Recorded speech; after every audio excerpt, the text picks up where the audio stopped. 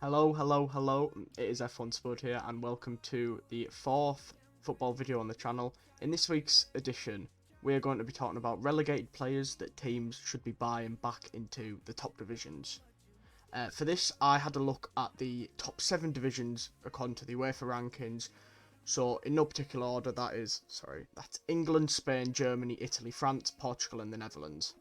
So I've had a look at some of the players that got relegated, looked at their stats, their age, etc., just to see if there's any players that, I was unfamiliar with that could potentially get a move.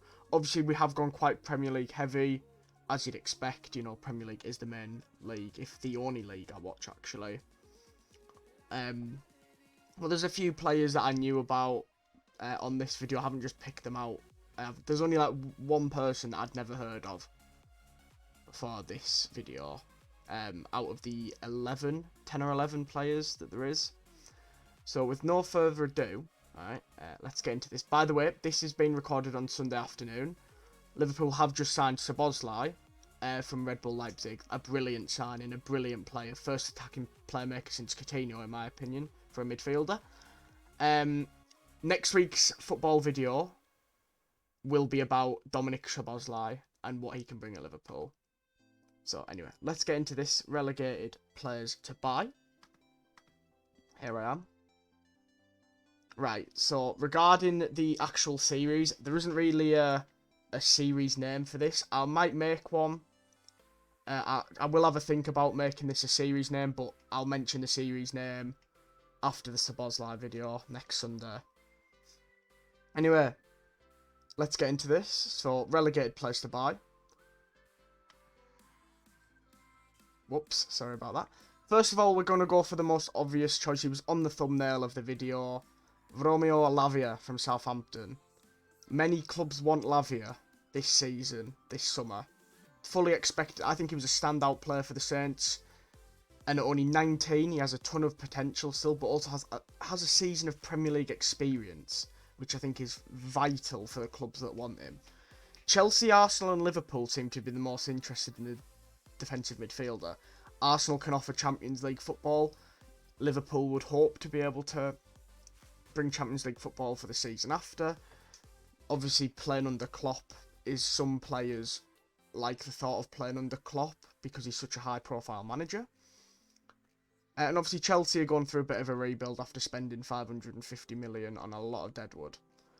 Anyway, so Southampton want about 45 to 50 million for him. Manchester City, however, do have a buyback clause of £40 million, which is valid from the 2024 summer transfer window. They haven't shown any interest this window. They were obviously linked with Declan Rice, and personally, I don't know if they would trigger this 40 million release clause anyway. But Southampton have set a price, and Chelsea, Arsenal, Liverpool want him. I think it would help Liverpool and Chelsea more, though, because they need a new defensive midfielder, sorry, not direct midfielder. I've got mixed up with direct message. Fabinho is not as good as he used to be. He was really poor for Liverpool this season, except when they played the new system with Trent and Fabinho in a double pivot. Now, Lavia is a really calm and collected player on the ball. He's a good tackler, and I think he would work really well in the Liverpool system.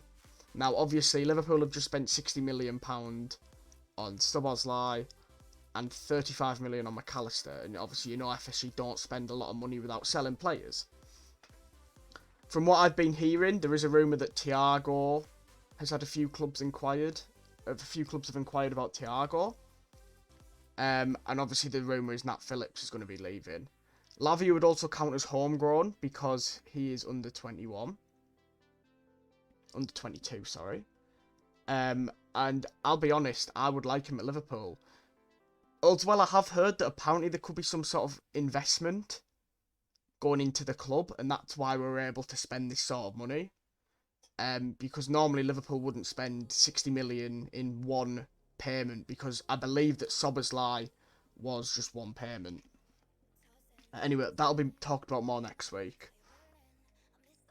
As well, it'll be mainly about what he'll bring to the team rather than his price, etc. Anyway, we're going to move on to Lucas Toussaint from Hertha Berlin. The French midfielder who you might have heard of was part of the Hertha Berlin team who got relegated to Bundesliga 2. I think he still has a lot to offer, with rumours that the Serie A champions Napoli are interested in signing him. I think that might be because Ndombele's gone back to Spurs on loan. There's a rumour that I think a Saudi Arabian club want to sign Lobotka. So that's 2 midfielders to lose. And obviously the new manager for Napoli, Rudi Garcia, who's just left Al Nassr in Saudi Arabia, is interested in signing him according to German reports. He's only 26, but I feel like he's been around for a while. And we'll just have to see if anyone does pick him up. I think they will. I don't think he'll be playing in Bundesliga 2. Next, we've gone for another Southampton player. And he's not been linked with anyone this window, which I'm a bit surprised about. It's Carlos Alcaraz. Southampton spent about £65 million in the summer window. No, sorry, the winter window. The only good player that came out of that was Carlos Alcaraz. He can play, he's very versatile. I've seen him play striker for Southampton, centre mid for Southampton. Scored quite a few goals. He was definitely one of their brighter players. You know, if you look at Enzo Fernandez, Julian Alvarez, they've both recently come from Argentina. Won the World Cup. I can't see Alcaraz staying in the Championship. I do think another team will sign him. He has got a bit of a discipline issue though, so that would have to be addressed. I'm not sure which type of team would come in for Alcaraz. I would probably assume it would be a low-end Premier League team, maybe a Nottingham Forest, for example. Sorry, God, I'm so bad with words, aren't I? The thing is, I don't like I don't edit anything out or anything, you know, just one take, see how it goes. Unless I really mess up, of course. Right, this guy, I cannot believe he's 27 years old. Nabil Bentaleb. And he's currently at Angers in France. You'll remember him from Spurs, Schalke, and even some of you with really good ball knowledge will remember him at Newcastle for a brief loan spell. But the 27-year-old has recently been relegated. Unfortunately, they did finish bottom of Ligue 1. I could see a team from the Bundesliga, potentially mid-table, come in for him because he's not outstanding, but he's not a player that you'd expect to see in the second division just yet. I think he's got a couple more years at the top, and I could see a mid-table team in the Bundesliga, a Hoffenheim, a Frankfurt, you know, could potentially come in for him. We'll just have to see on that.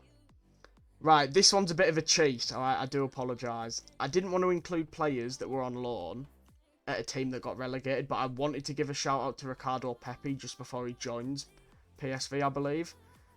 Even though it was just a loan, he did have 12 goals for Groningen this season, as they did go down to the second division of the Netherlands.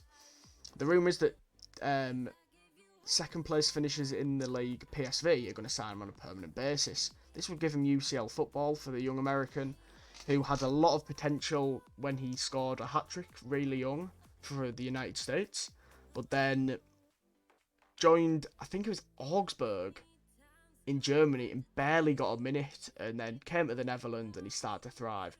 You do see that some players, that young players, struggle and then they move to the Netherlands where they start to play well. Another example of that is Javi Simmons. Fabio Silva had a successful loan spell, but we'll have to see what Wolves do about Fabio Silva. Interesting one, that. Tyler Adams next. I'm a big fan of Tyler Adams. You know, I've said it before. Hear me out. Liverpool signing Tyler Adams. Before his injury, he was Leeds' best player, and I think if he hadn't got that injury in March, I think he could have been the reason they could have stayed up. He's too good to play in the Championship. He was playing for Red Bull Leipzig in the Champions League before he dropped down to Leeds. I could see him at a mid-table Premier League team. You know, even someone a bit higher up. I think Brighton were linked with him. If they sell Caicedo, I think he'd be a good replacement.